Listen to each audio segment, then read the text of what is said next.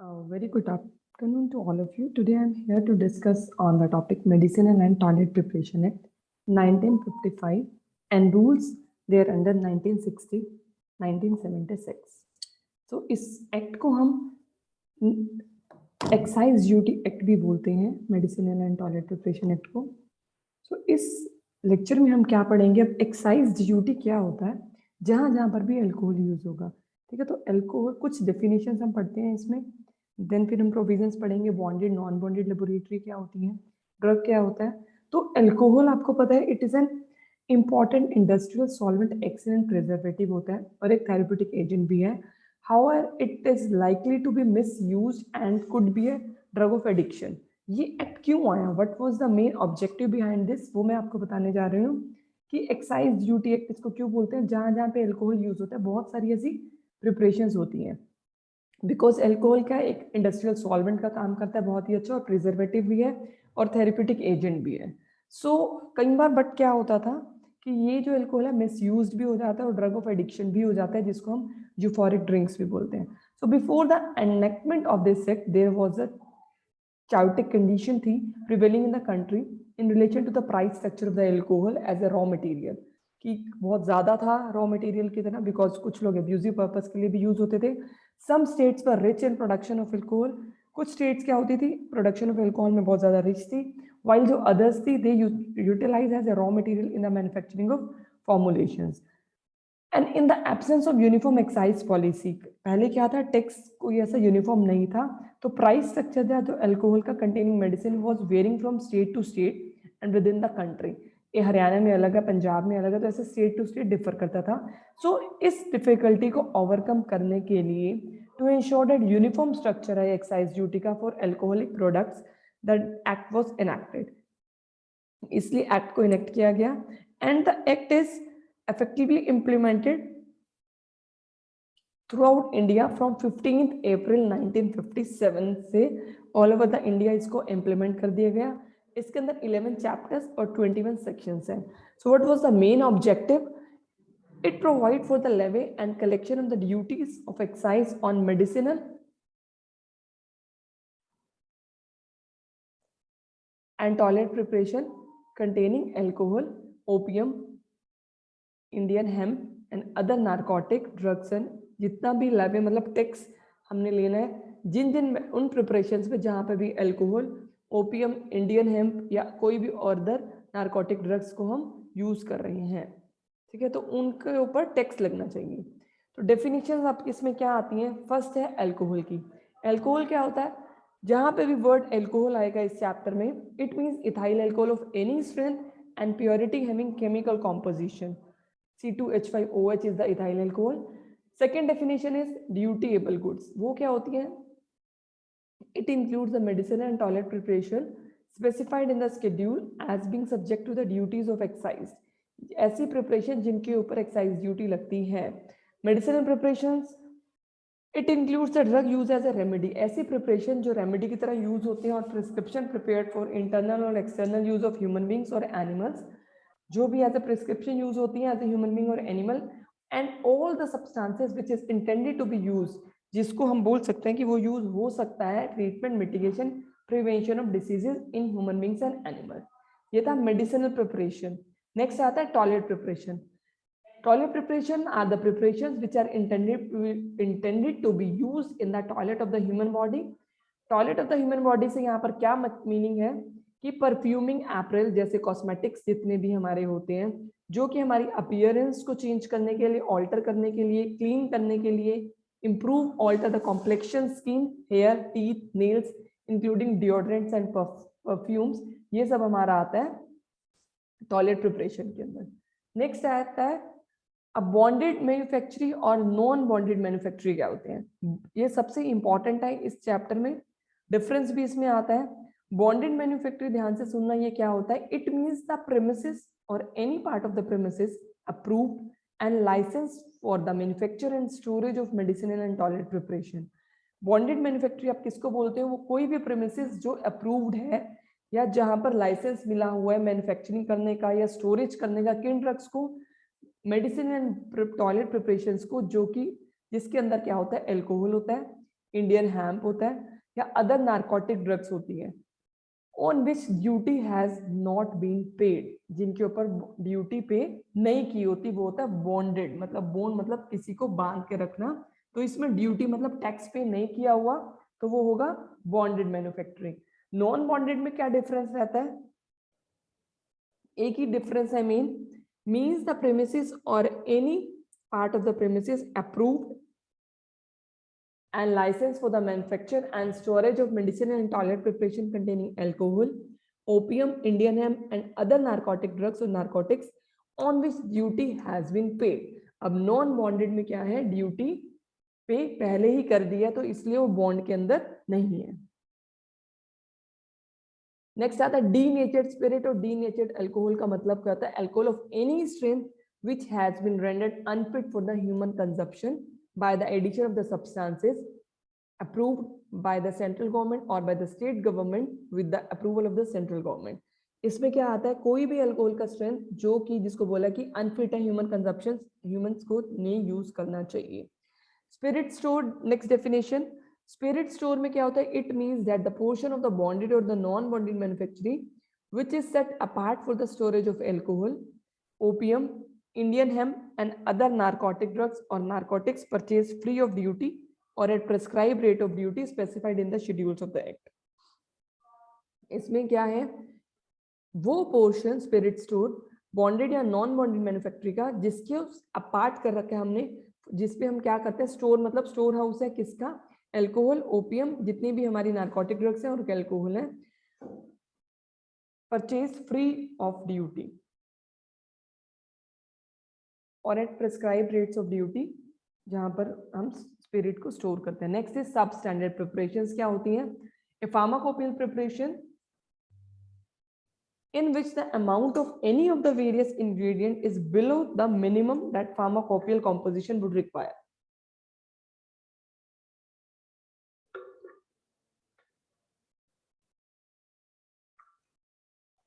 वो सब प्रिपरेशंस हैं जिनके अंदर सब स्टैंडर्ड जितना अकॉर्डिंग टू फार्माकोपिया होना चाहिए कॉम्पोजिशन वो नहीं होता केमिकल कॉन्स्टिट्यूएंट्स का। Or a proprietary medicine which does not confirm the formula or the list of the ingredient disclosed on the label of the container or on the container. Then are the restricted preparations. These are the medicinal preparation which are considered capable of being misused as ordinary alcoholic. Jin preparations को doubt किया जा सकता है कि वो ordinary alcoholic beverage की तरह काम आ सकते हैं, उनको बोला जाता है restricted preparation. फिर आता है unrestricted preparation. These are the medicinal preparations which are considered to be not capable of being misused as ordinary alcoholic beverage. वो ऐसी preparation जिनको कंसीडर किया जाता है कि वो कैपेबल नहीं है ऑर्डिनरी अल्कोहलिक बेवरेज की तरह मिसयूज नहीं हो सकती है, वो अनरिस्ट्रिक्टेड जो हो सकता है उसको रिस्ट्रिक्टेड प्रिपरेशन बोलते हैं। नेक्स्ट आता है मैन्युफैक्चर क्या होता है? This set covers manufacture in bond and outside the bone, also covers manufacturing of homeopathy, यूनानी और आयुर्वेदिक प्रिपरेशन जहां पर अल्कोहल यूज होता है। Issue of the preparation from bonded manufacturing laboratory and their interstate movement and responsibility of the officers. अब ये काम करने के लिए लाइसेंस की सबसे पहले जरूरत पड़ती है, तो लाइसेंस कौन देता है?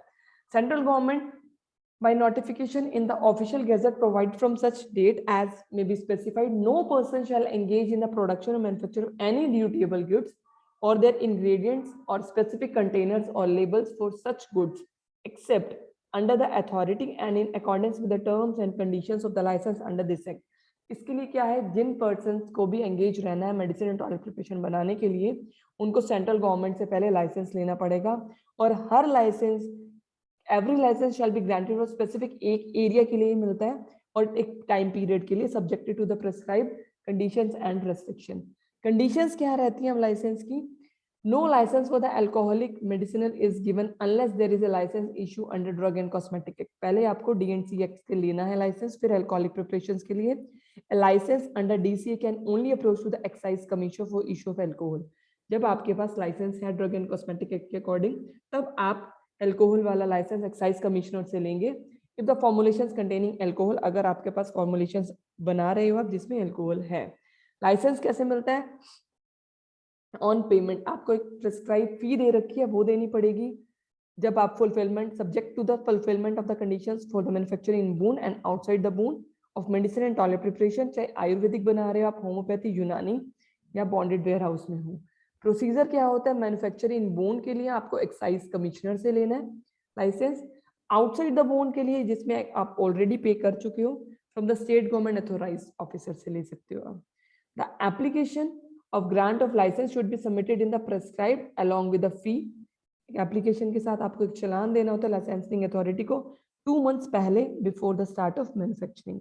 उस लाइसेंस में क्या क्या लिखा होता है, डिटेल्स क्या रहती हैं, आपका name and address of the applicant, अगर फर्म का नाम है तो सारे पार्टनर्स का नाम, कंपनी है तो उसमें directors, managers, managing agent, registration number of the company, the name and address of the place site of the bond non bonded laboratory, amount of capital आप कितना इन्वेस्ट करने जा रहे हैं, numbers and full description of that, जितने आपके equipments है वो सब, maximum quantities in litre proof of alcohols, number and kind of licence आपके पास पहले कितने हैं, अप्रोक्सीमेट डेट उसका, प्रोडक्शन आप कब स्टार्ट करने वाले हैं, इन केस लेबोरेटरी बॉन्डेड में काम कर रहे हो तो statement indicating that excise officer required full time और पार्ट टाइम। बॉन्डेड में क्या होता है, अभी आपको पे बाद में करना एक्साइज ड्यूटी, तो एक्साइज कमिश्नर ऑफिसर कोई होना चाहिए वहां पर, आपको टाइम मेंशन करना है फुल टाइम या पार्ट टाइम के लिए। Site and elevation plant of lab building showing the location of rooms and doors, in case of firm true copy of partnership deed, in case of company list of directors, managers, copies of memorandum of association, balance sheet, सब कुछ होना चाहिए।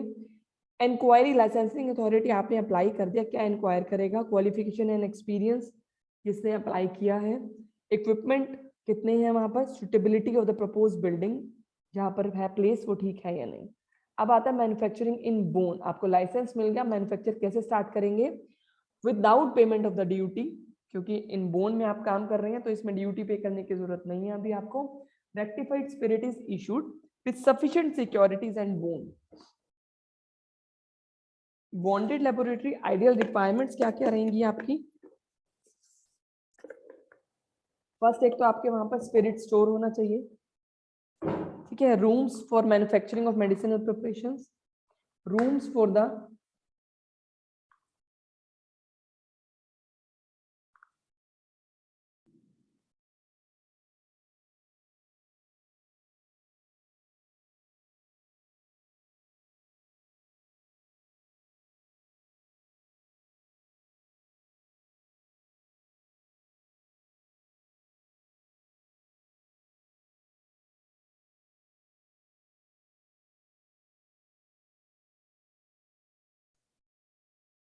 Room manufacturing के लिए, storage finish preparation के लिए, room for manufacturing and storage of medicine preparation का अलग, टॉयलेट प्रिपरेशन का अलग होना चाहिए, accommodation near the entrance for officer in charge, necessary furniture होना चाहिए, every room in bonded laboratory should bear a board indicating the room and serial number होना चाहिए वहां पर हर रूम का।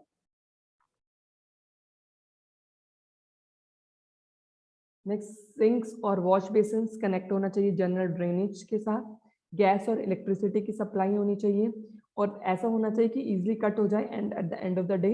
विंडोज जो होती हैं bonded lab should be made up of malleable iron rods और प्रेस्क्राइब्ड डायमेंशंस। मेश साइज जो है 25 से एक्सेस नहीं होना चाहिए एक ही एंट्रेंस होना चाहिए बॉन्डेड लेबोरेटरी में and 1 door to each of its compartment, एक डोर होना चाहिए हर कंपार्टमेंट के लिए। ऑल द डोर के पास एक्साइज टिकट लॉक होता है and in the absence of officer in charge, अगर नहीं है वहां पर तो एक्साइज टिकट लॉक्स लगाने हैं। No alteration in the bonded premises shall be made without excise commissioner के परमिशन के, आप प्रीमिसेस में कुछ भी चेंज नहीं कर सकते हैं। And all the vessel intended to hold alcohol and other liquid preparation contain alcohol should be a distinctive serial number और फुल कैपेसिटी आपको बतानी है। And all the vessels containing medicine and toilet preparation on which duty has not been paid should bear ticket locks. Next आता है obtaining rectified spirit, आप कैसे लोगे, manufacturing आप कर रहे हो वेयर हाउस से तो वो कैसे लोगे, सबसे पहले क्या करना है आपको, the spirit should be obtain from the spirit warehouse approved by the excise commissioner से अप्रूव कराओगे। The intent should be sent in duplicate in prescribe form, indent होता है आपकी स्लिप जिसमें आप लिख के दोगे, डुप्लीकेट में फॉर्म है ये, 2 कॉपीज में काउंटर साइन कराना है officer in charge of laboratory. Alcohol is issued in the duly sealed containers, जो सील्ड कंटेनर होता है अल्कोहल वहां से इशू होगा। and under intimation to the excise officer concerned. Cost price of such rectified spirit shall be paid by the licensee. जो cost price है rectified spirit का वो licensee pay करेगा to the distiller और warehouse officer. No wastage during transshipment is permissible. अगर आप transport कर रहे हो तो कोई wastage permissible नहीं है. For any loss, अगर कोई negligence की वजह से आपको loss हुआ है, अल्कोहल आप लेके गए हो तो एक्साइज ड्यूटी आपको वो पे करनी पड़ेगी.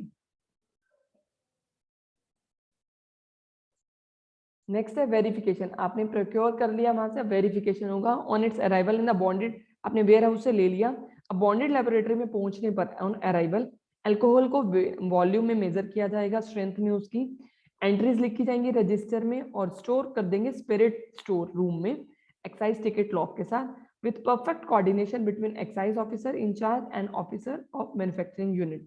वो ध्यान रखेंगे. फिर जब अल्कोहल आपको जरूरत होगी, जैसे जैसे alcohol is issued from the spirit store from time to time in accordance with the procedure, जैसे प्रोसीजर में लिखा हुआ था वैसे वैसे आप वहां से ले सकते हैं. Issue of the rectified spirit from the store to manufacture. अब स्टोर से मैन्युफैक्चर में कैसे लेके जाओगे?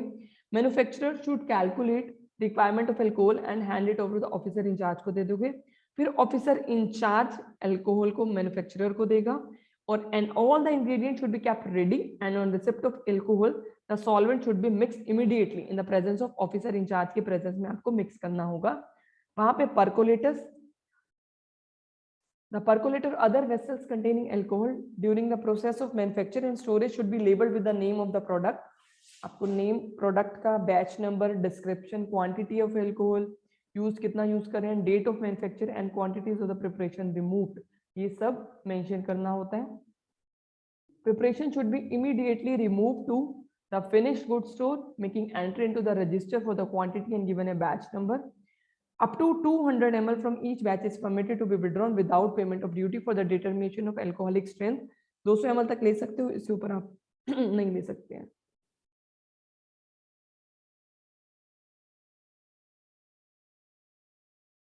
A separate account of amount of sample used by the manufacturer for the purpose of analysis. जो analysis के लिए आप निकालोगे उसका एक separate amount बनाओगे.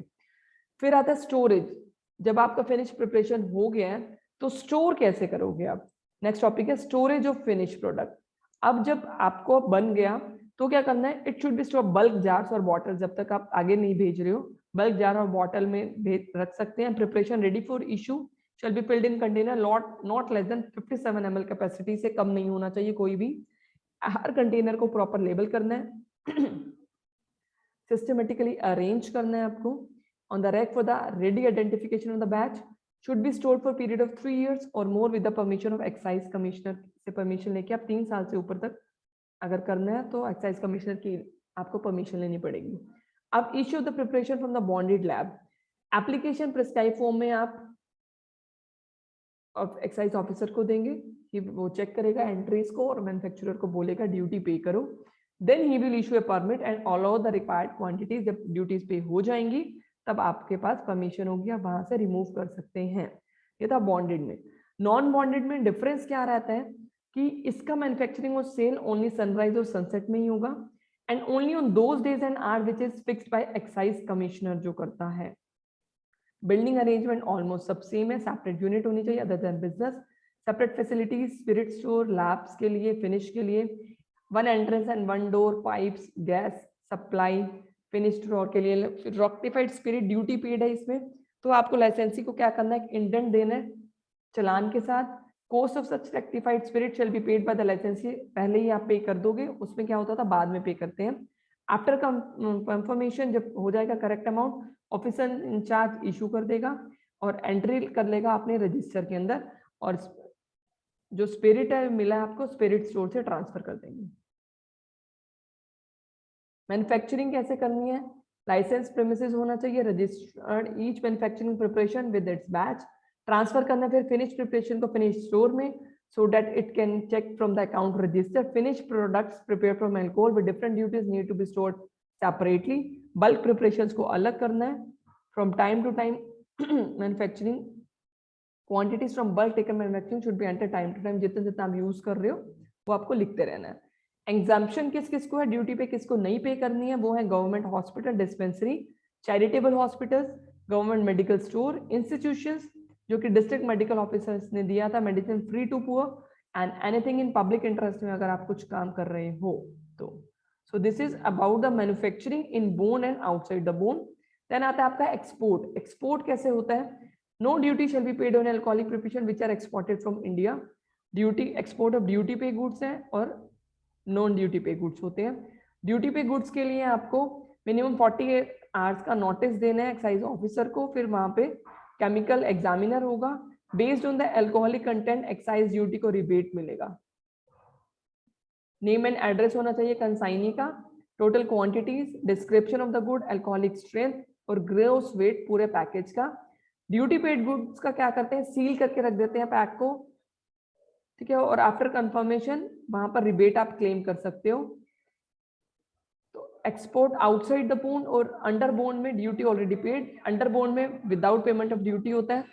Exporter should give 48 hour notice before the exporting date and should maintain the means of otherwise land, sea or export should present entire consignment to excise officer और वहां पर by export होगा.